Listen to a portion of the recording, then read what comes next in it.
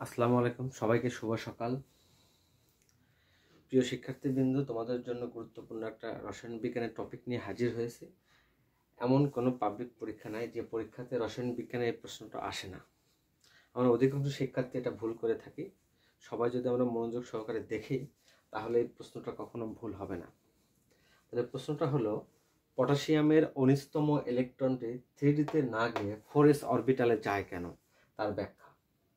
এটা অসংখ্যবার SSC, HSC পরীক্ষা এবং বিভিন্ন কম্পিটিটিভ এক্সামে এই প্রশ্নটা আসে। তাহলে সলভটা আমরা কিভাবে করব?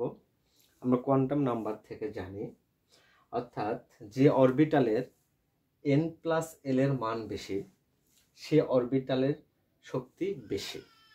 আমরা আউটবাউ নীতি অনুযায়ী পাই যে অরবিটালের শক্তি কম সেই অরবিটালে ইলেকট্রনটা আগে প্রবেশ করবে, তারপর যে অরবিটালের শক্তি বেশি সে অরবিটাল পর্যায়ক্রমে এইভাবে উচ্চ শক্তির অরবিটালে ইলেকট্রন প্রবেশ করবে। এটা আউটবাউ নীতি অনুযায়ী পাই।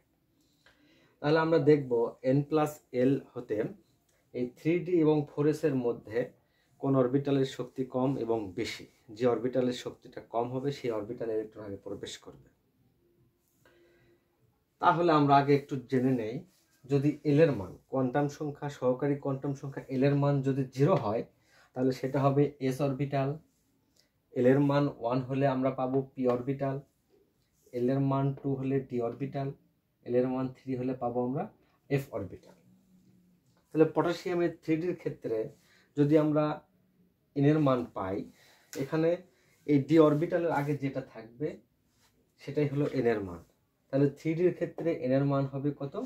3। এন এর মান 3 হলে আমরা ডি অরবিটালের জন্য এল এর মান পাবো কত?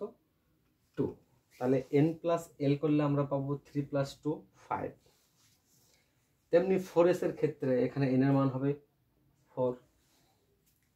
s অরবিটালের জন্য আমরা পাবো l এর মান 0।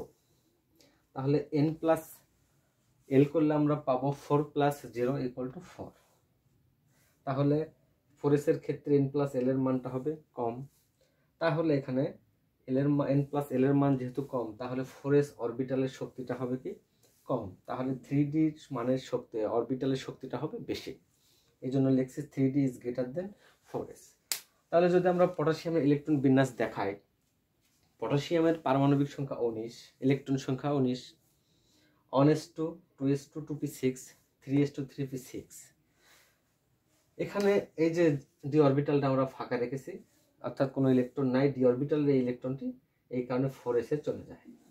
তাহলে আমরা বলতে পারি এই কারণেই পটাশিয়ামের 19তম ইলেকট্রনটি 3Dতে না গিয়ে 4s এ যায়। Thank you very much.